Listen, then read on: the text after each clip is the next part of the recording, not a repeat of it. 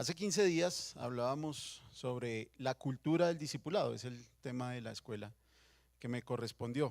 Y veíamos la primera parte donde quise tomar como la historia de Moisés y Josué para dar algunos apartes de lo que es el discipulado bíblico. En la primera parte, hace 15 días hablábamos tres puntos básicos: que Josué aprendió a seguir a Dios antes de poder liderar a otros; que Josué fue formado mediante una relación intencional, siempre Moisés y Josué estuvieron juntos; y que Josué creció progresivamente hacia la madurez. Veíamos esos tres aspectos en la vida de Josué y obviamente también los llevábamos hacia el discipulado de Cristo con sus discípulos y hacia nuestro propio discipulado como iglesia. Y concluíamos hace 15 días que antes de ser llamados a influir en otros, antes de querer tener discípulos, todos somos llamados a caminar fielmente al lado del Señor.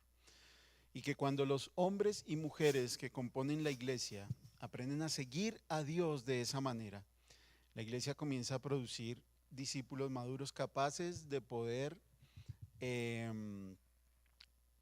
impactar a otros, y que esas otras personas a los que impactan, a quienes lideran y a quienes discipulan sobre todo, sean capaces también de discipular a su vez a otros. Muy bien, eso hablábamos en cuanto a los fundamentos del discipulado bíblico. Hoy vamos con la segunda parte, los frutos, los resultados del discipulado bíblico. Y para eso pues quiero repartir algunas lecturas.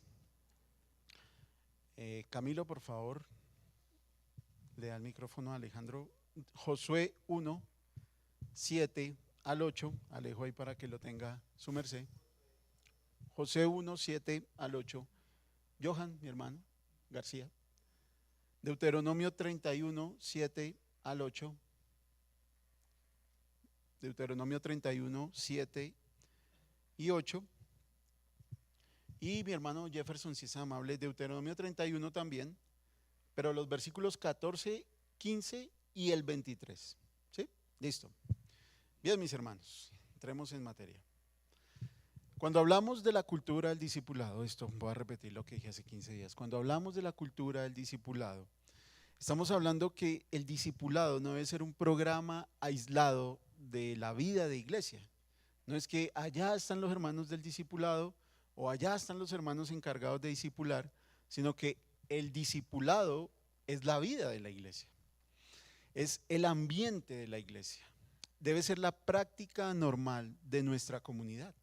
Todos nosotros somos encargados de hacer discípulos. Es el encargo general de toda la iglesia. Es lo que el Señor dijo. El Señor no dijo cuando se paró en ese monte allá en Galilea antes de la ascensión. Dijo: ustedes los 12, los que estuvieron conmigo todo el tiempo, encárguense de hacer discípulos. No, no, no. Todos ustedes. Y según el relato de Pablo, en el libro de los Hechos, había más de 500 hermanos allí reunidos.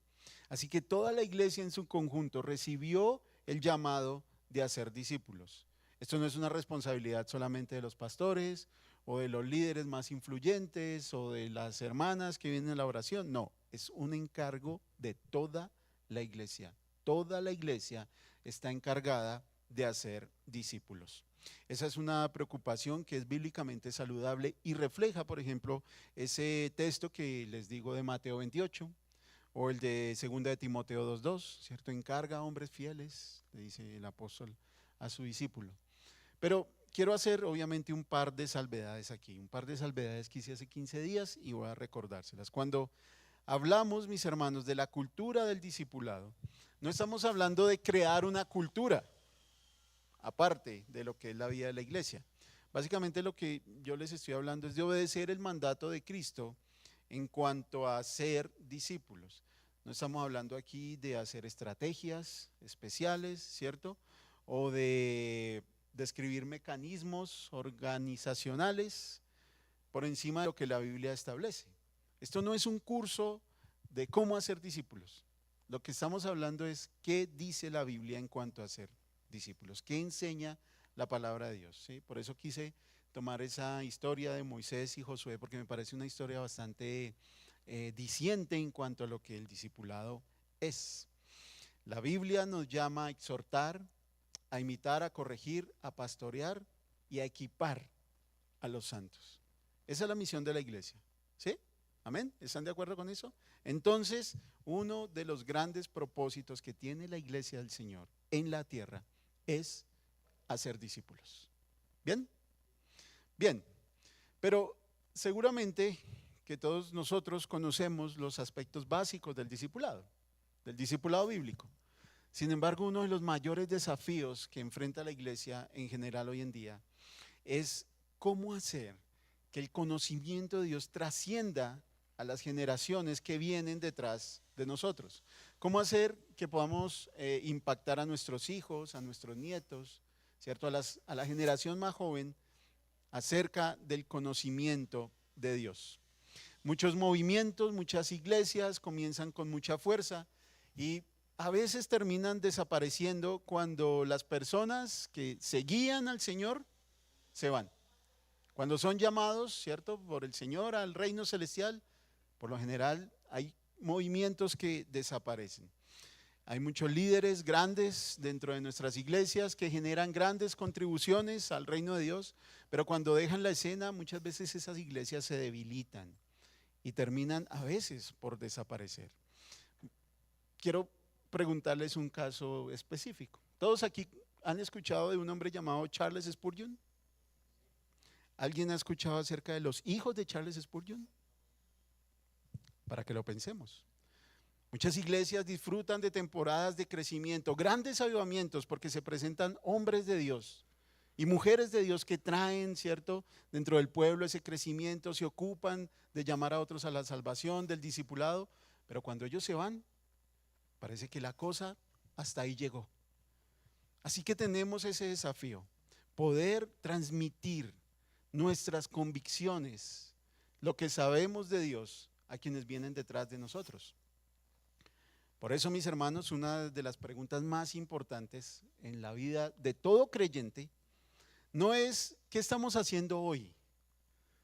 Aunque es importante, ¿qué estamos haciendo hoy? Sin embargo, creo que una de las preguntas más importantes es ¿quién va a continuar esta obra el día de mañana? ¿Quién va a seguir el día de mañana con lo que tenemos hoy?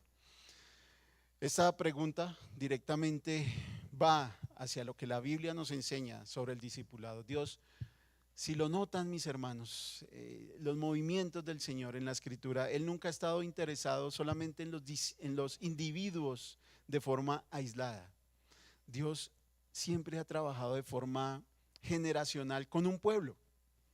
Es más, a los que les gusta el estudio, por ejemplo, si se dan cuenta, la predestinación no es individual.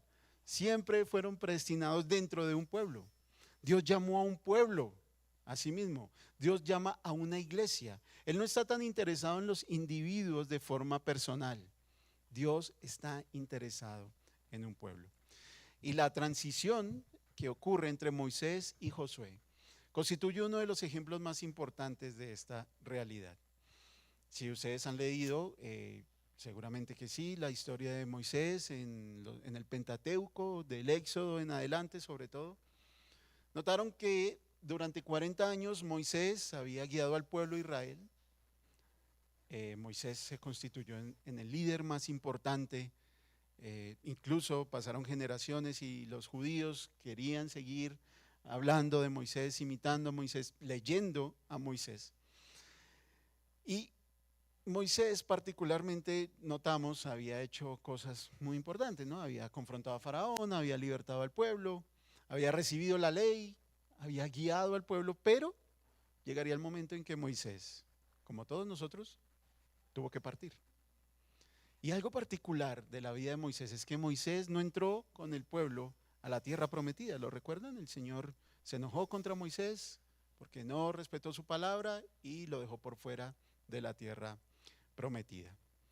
Así que su liderazgo debía pasar a la siguiente generación. Moisés debía entrenar a alguien para que llevara al pueblo hacia la tierra prometida. La obra de Dios no terminaría con Moisés. La obra de Dios continuaría después de Moisés. Mis hermanos, el verdadero discipulado bíblico apunta hacia la reproducción. Siempre es así, apunta hacia la reproducción. no termina solamente en la formación personal, si bien es muy importante la formación personal en el discipulado. No termina en el crecimiento individual de las personas que estamos discipulando. No termina ni siquiera en la madurez de los discípulos. Siempre la formación alcanza su propósito cuando una generación de creyentes es capaz de influir, de transmitir fielmente la verdad a los que vienen detrás de ellos. Esa transformación no la produce un liderazgo carismático.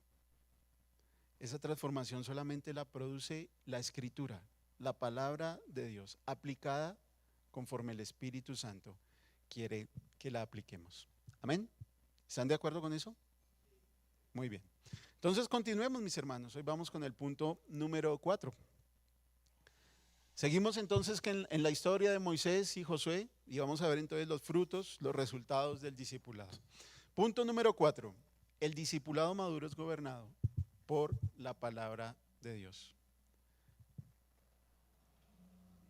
Ahí, muy bien, gracias.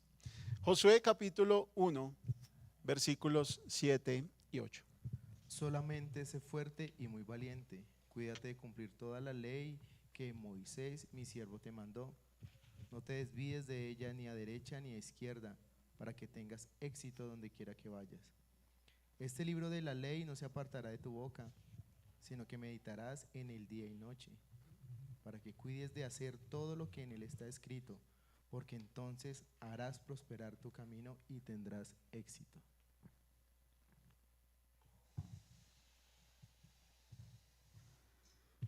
Gracias, Alejo.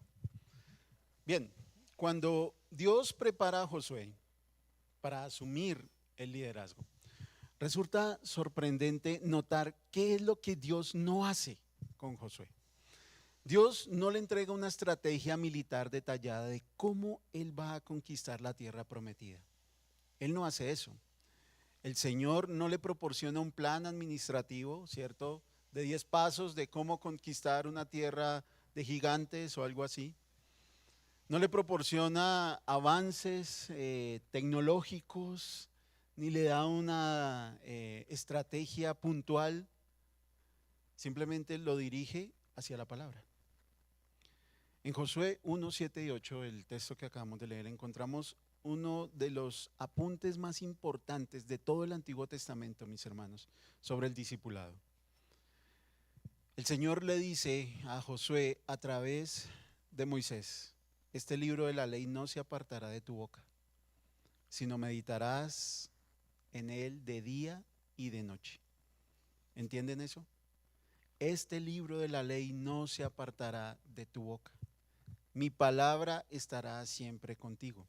Miren, una de las necesidades más importantes que tenía Josué era precisamente eso: estar atento a lo que Dios tenía para decirles, estar atento a lo que Dios ordenara y de la forma en que Dios les dijera que hicieran las cosas, así debían hacerlas. Josué no necesitaba entonces más capacidad, todo lo que necesitaba era obedecer a lo que Dios le había establecido. La fuente del éxito de la empresa que Josué tenía ahora con el pueblo no eran las cosas que él se imaginara que debía hacer, sino estar atento a lo que Dios le dijera, estar atento a someterse a la palabra de Dios. Mis hermanos, si se dan cuenta, nuestro liderazgo humano siempre depende de la experiencia, ¿cierto?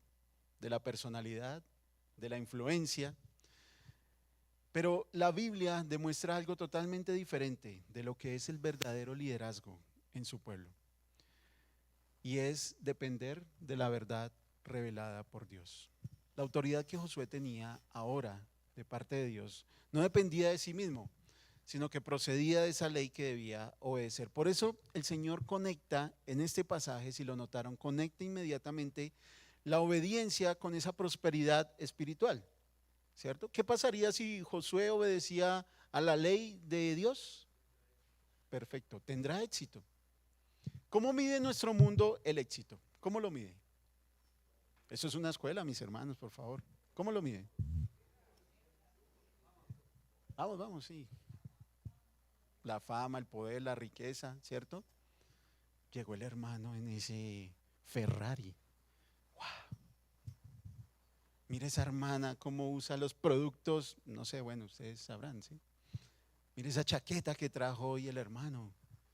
A veces nosotros somos contaminados con esa idea del éxito, ¿no es verdad? Creemos, mire, estamos tan contaminados con la idea del éxito que cuando el hermano cae en enfermedad, cuando le llega la hora mala, cuando le llega la pobreza, ¿qué es lo que inmediatamente viene a nuestras mentes? Estamos tan acostumbrados a esa idea del éxito, de que el éxito depende en la medida que nos vaya bien, que creemos que así funcionan las cosas. Pero el éxito en la Escritura se compone de obedecer a la ley de Dios. Ahí está el punto. Josué no tendría éxito con el pueblo simplemente por una estrategia, por hacer las cosas que le parecía que estaban bien, por seguir los avances tecnológicos de su época, sino por obedecer la ley de Dios. El texto enfatiza que Josué debía meditar en la ley de Dios día y noche. Nosotros sabemos que pues la meditación no es vaciar la mente, ¿cierto? Es todo lo contrario, llenar la mente. ¿Pero llenar la mente de qué? De la palabra, muy bien. Josué había observado durante años la relación que había entre Moisés con Dios y ahora debía desarrollar una dependencia personal de esa misma verdad que había seguido su mentor.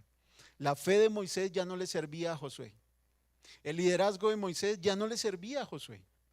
La forma en que Moisés hacía las cosas no le servían a Josué. Ahora él debía depender 100% de la palabra de Dios. Nada de lo que nuestros líderes hacen, mis hermanos, puede reemplazar lo que Dios hace por medio de nosotros. Y eso es importante que lo entendamos. Muchas veces en las iglesias pasa, ¿no? Los líderes terminan pareciéndose al pastor y no está mal. No está mal, pastor, que terminen pareciéndose así. De hecho, habla muy bien del pastor, ¿cierto? Logró clonarse de alguna manera en su liderazgo. Pero más allá de imitar a lo que los líderes hacen, se debe tener en cuenta lo que la palabra de Dios dice para ellos. La salud espiritual de una iglesia, de una congregación, depende directamente de la autoridad que esa congregación le da a la palabra de Dios. La salud espiritual de una iglesia, mis hermanos, depende de la autoridad de la palabra de Dios en esa iglesia.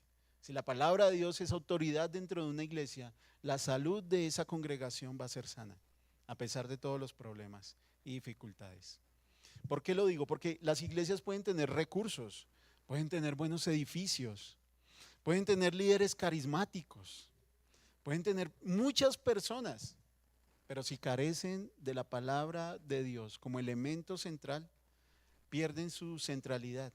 Y lo que ellos llaman discípulos no son discípulos bíblicos, son simplemente personas que siguen a alguien más, personas que siguen a los hombres. Porque los verdaderos discípulos son formados por la palabra de Dios, no por tendencias culturales o por tendencias emocionales, sino por lo que Dios ha establecido en su palabra. Amén. ¿Estamos siendo gobernados por la Escritura, mis hermanos? Nuestras decisiones, las personas con las que nos relacionamos, lo que hacemos a diario está gobernado por la Escritura. ¿Realmente tenemos en cuenta lo que la palabra de Dios dice cada vez que vamos a hacer algo? Solo piénsenlo, porque eso va a gobernar nuestra vida de iglesia también. Va a gobernar el discipulado. La palabra de Dios moldea lo que nosotros somos. La verdad bíblica corrige nuestros pensamientos. Solo piénsenlo. Porque la madurez espiritual comienza cuando la autoridad de Dios reemplaza al yo. Si la autoridad de Dios reemplaza al yo, entonces la madurez empieza a verse. Y un discípulo maduro es gobernado siempre por la palabra de Dios. Amén. Amén. Muy bien. Punto número 5. El discípulo maduro vive para servir al pueblo de Dios. Deuteronomio 31, 7 y 8, por favor. Entonces llamó Moisés a Josué y le dijo en presencia de todo Israel: sé firme y valiente, porque tú entrarás con este pueblo en la tierra que el Señor ha jurado a sus padres que les daría, y se la darás en heredad. El Señor irá delante de ti, Él estará contigo, no te dejará ni te desamparará. No temas ni te acobardes. Amén, mi hermano, gracias. Cuando Moisés presenta públicamente a Josué, lo hace delante de toda la congregación de Israel. Este detalle es significativo, mis hermanos. ¿Por qué? Porque Josué no recibe autoridad para exaltarse a sí mismo. ¿Para qué es la autoridad que recibe Josué, según lo que acabamos de leer? Díganlo duro, mis hermanos, sin temor. Para servir al pueblo, ¿cierto? ¿Para qué es la autoridad que tienen los líderes dentro de esta congregación?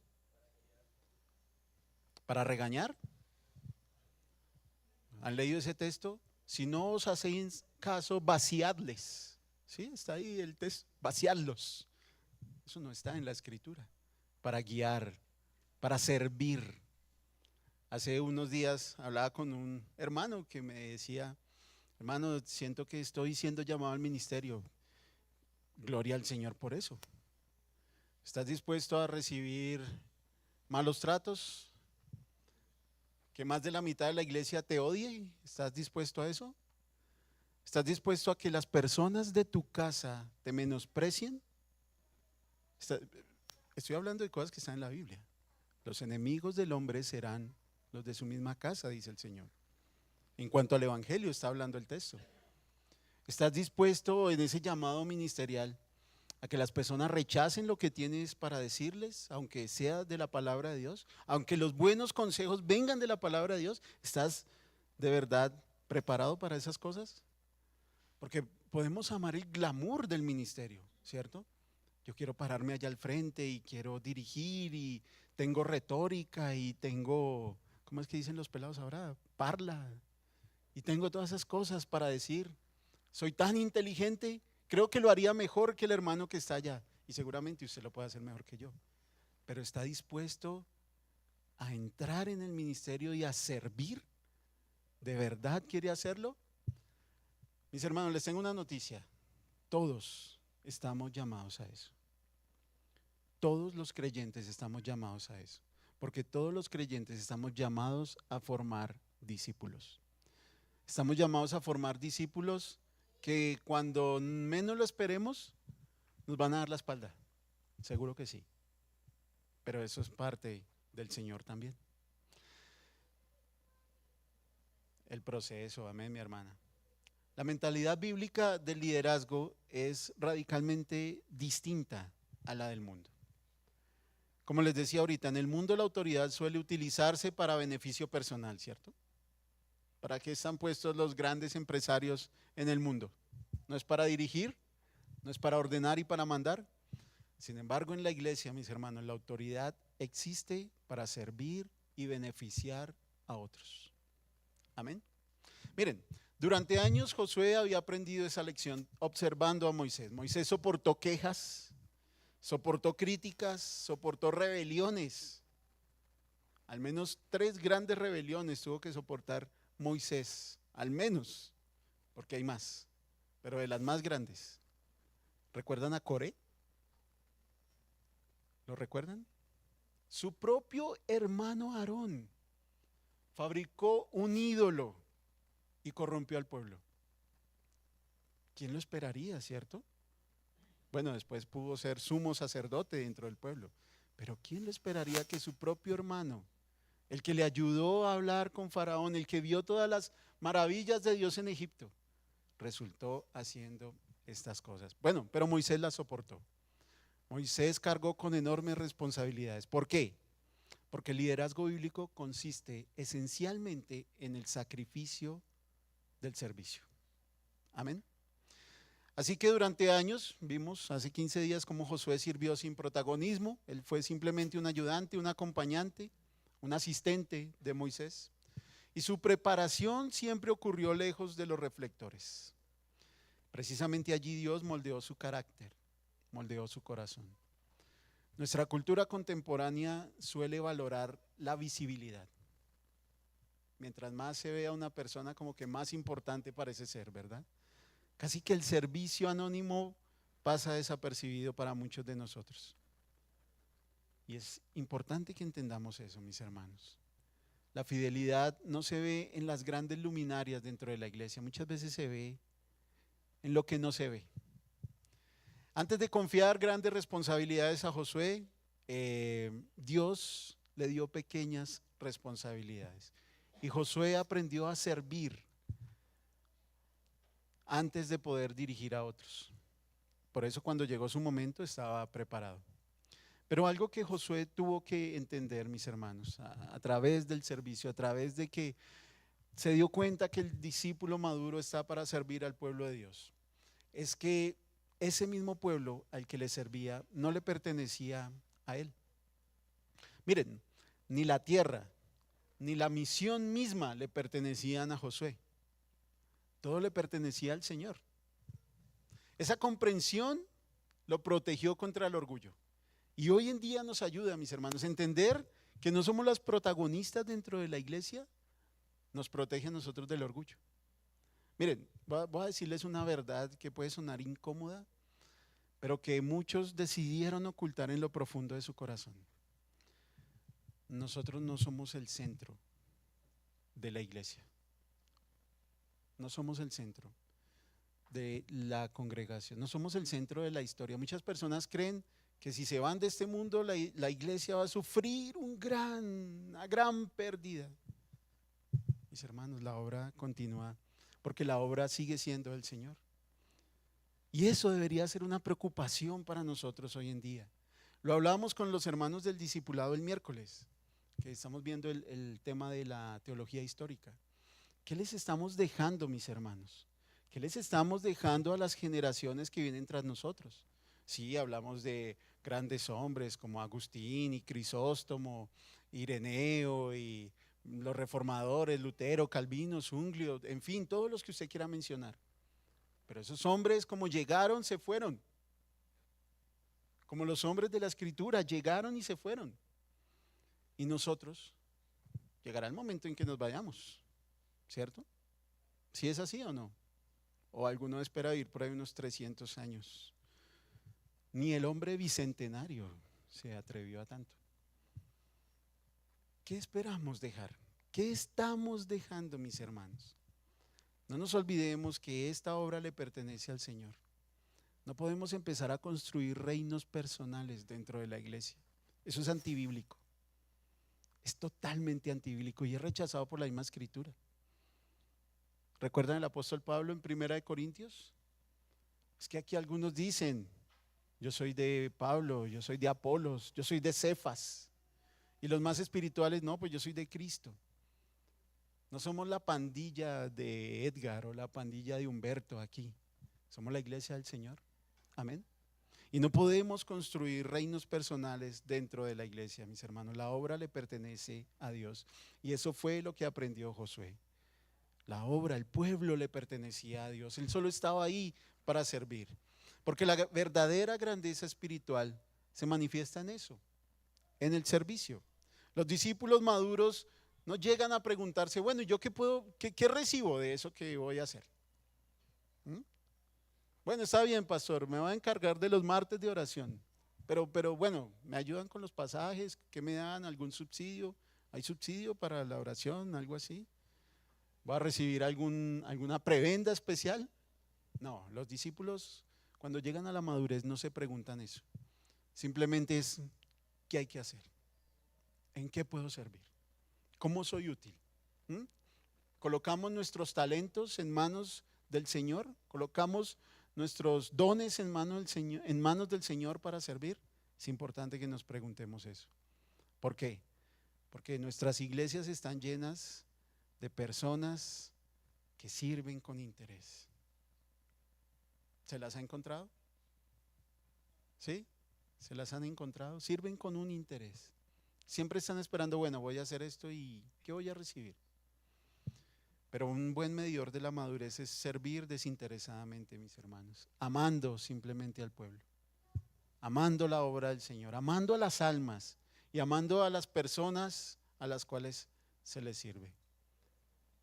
El servicio dentro del ministerio, entonces, no es una plataforma para destacarse. Todo discípulo debe recordar que su llamado no consiste en construir una reputación, consiste en cuidar, consiste en servir, consiste en ser como Cristo fue, el Señor del universo que lavó pies, el Señor del universo que dijo, que Él mismo dijo de sí mismo, no vino para ser servido, sino para servir. Y esa manera de discipular a los suyos los impactó de tal manera que si miramos el libro de los Hechos, esos hombres estaban preocupados únicamente por el servicio, únicamente por el servicio. Es más, cuando se van a elegir los diáconos en Hechos capítulo 7, Pedro es claro y enfático al decir, miren, nosotros tenemos un servicio especial. No es diferente del servicio que ustedes van a hacer, simplemente es una clase más de servicio, la oración y la palabra. Encárguense ustedes de servir a las mesas, no porque sea menos servir a las mesas, no porque sea inferior servir a las mesas, no es lo que Pedro está diciendo ahí. Él está diciendo nosotros tenemos ya un servicio establecido, pero ustedes también pueden participar en el servicio de las mesas. Y cosa tan curiosa del Señor, ¿no? ¿Han notado que dos de los diáconos que fueron elegidos, Esteban y Felipe, tuvieron unos ministerios tan increíbles dentro del pueblo? Muy bien, esas son cosas para meditar.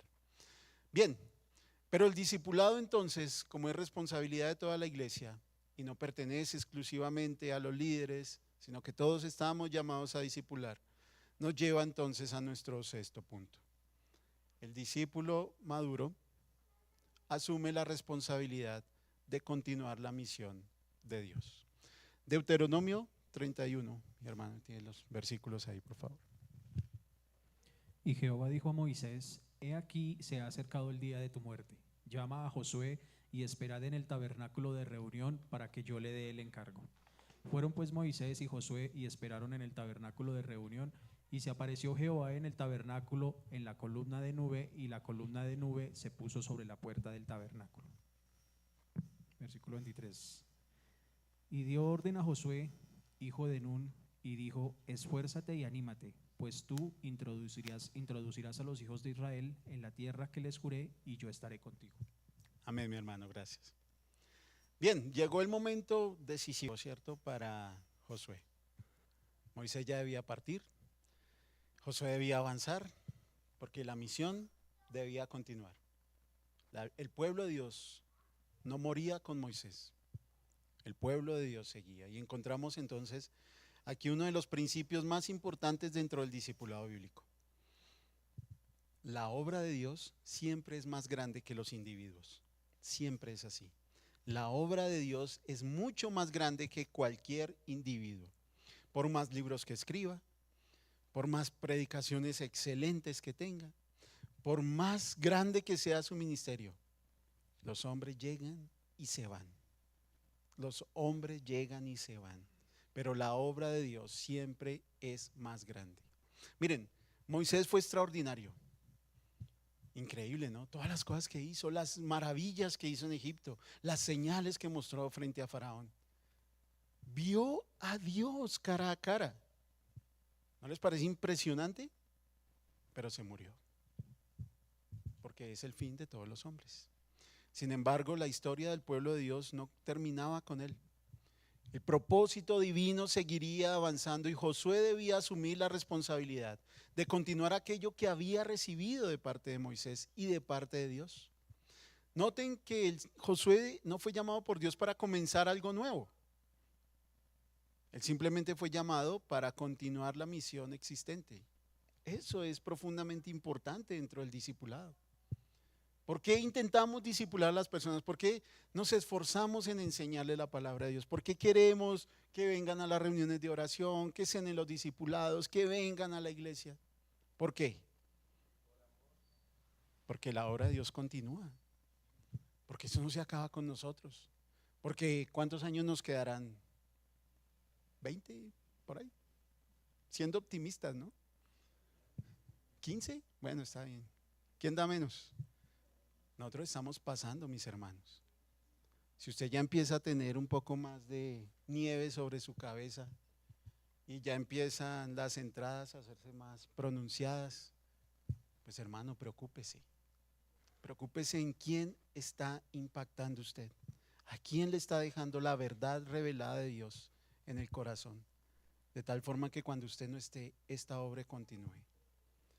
Josué no fue llamado por el Señor para comenzar una nueva misión. Él fue llamado para continuar lo que Dios ya venía haciendo siglos atrás. Cada generación debe ser consciente de que recibe una herencia espiritual, recibe doctrina, recibe convicciones, recibe testimonios de la fidelidad de Dios, pero también recibe la responsabilidad de transmitir fielmente esa herencia a los que vienen detrás. Amén. Y usted lo ve en el libro de Josué. Sí, hubieron muchos errores y equivocaciones, es verdad, no vamos a tapar esos lunares y a decir que Josué fue el líder perfecto, pero si algo le valoro a Josué es que siempre estuvo dispuesto a obedecer. Él siempre estuvo dispuesto a decir, ¿cómo es que el Señor quiere que hagamos las cosas? Él también va a enfrentar dificultades, va a enfrentar problemas, tiene que conquistar la tierra, ¿no? No debió haber sido fácil, pero va a mantener la misión en movimiento, porque él sabía que las cosas no habían comenzado con él y ¿qué creen?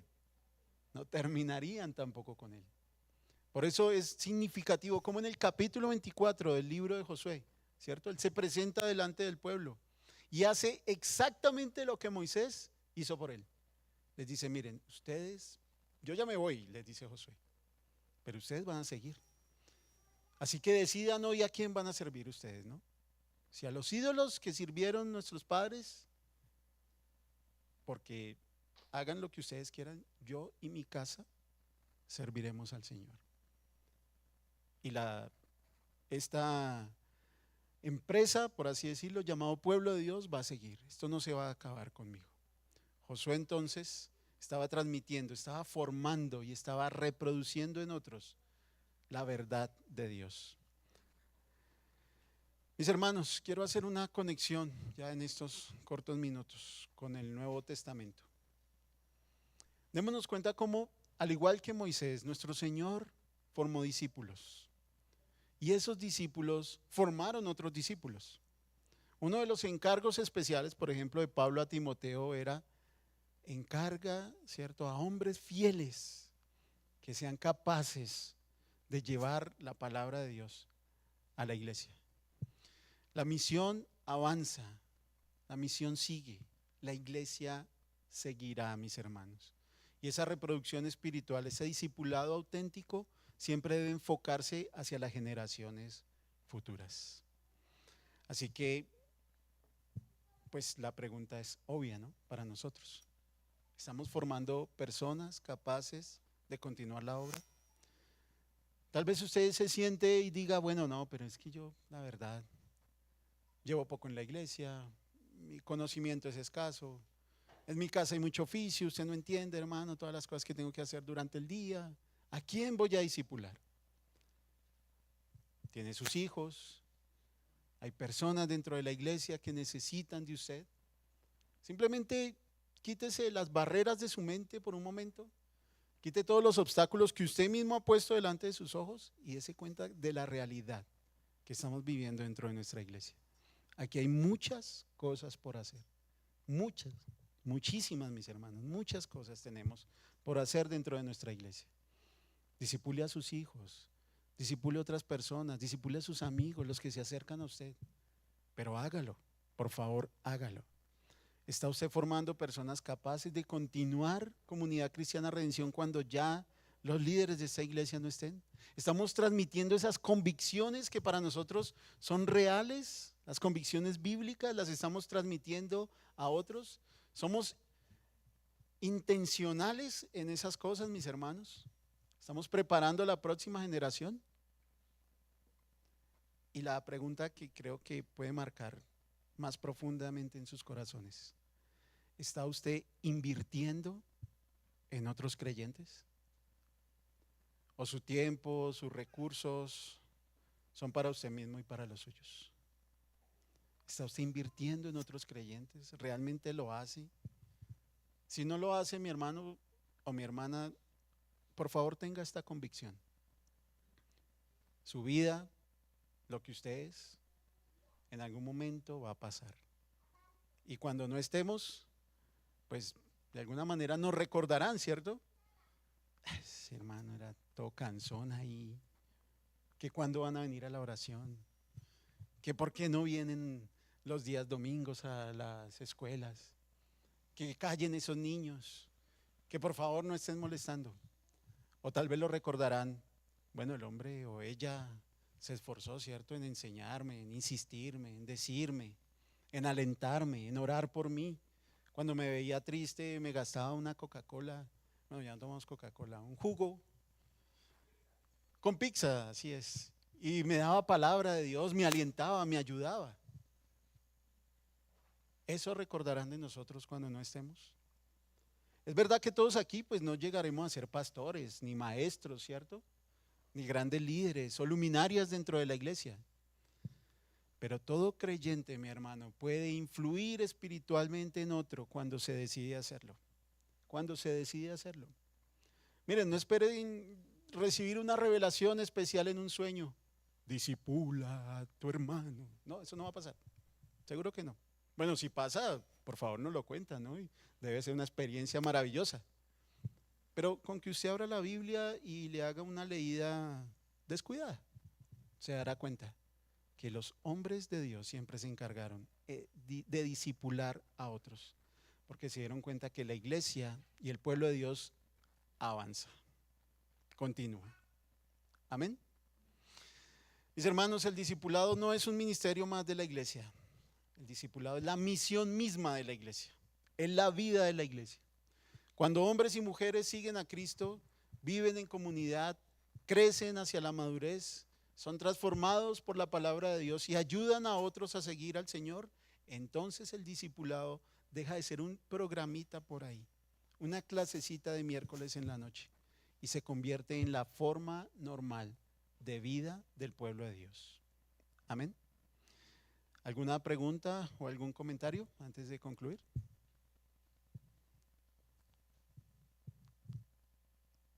Bien, la historia de Moisés y Josué nos muestra que la formación espiritual nunca es el objetivo final.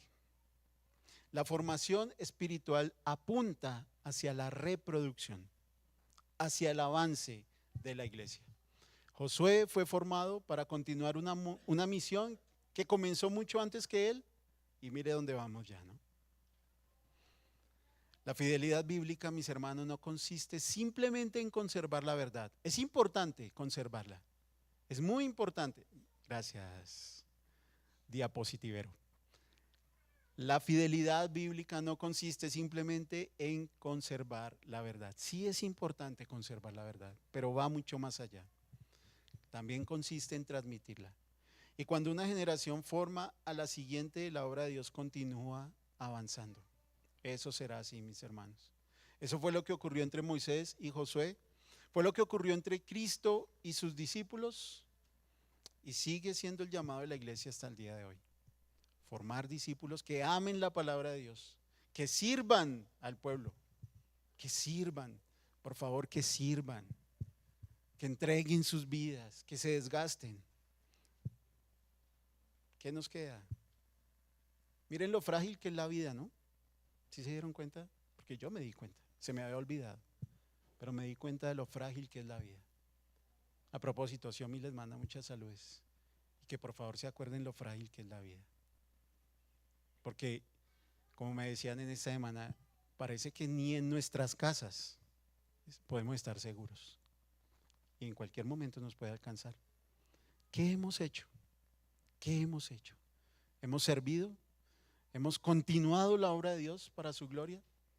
Ahí les dejo, mis hermanos, este desafío, que no es solo para ustedes, también obviamente para mí. Amén. Oremos, mis hermanos, y le damos gracias al Señor.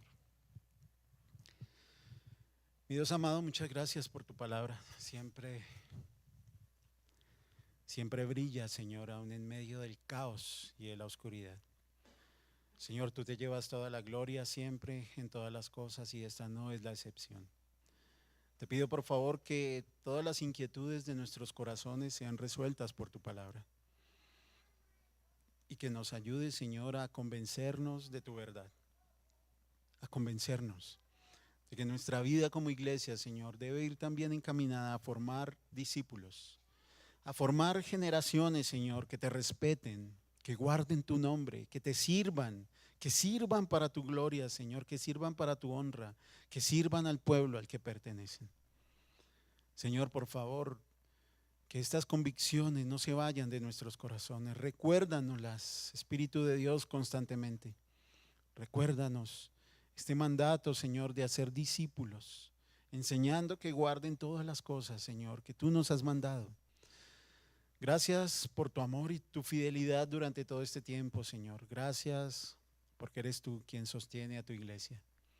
Gracias porque a pesar de que los hombres vienen y van, Señor, generaciones pasan, hombres suben al poder y bajan del poder, tú permaneces fiel, Señor, y tu trono sigue como la roca inconmovible de los siglos.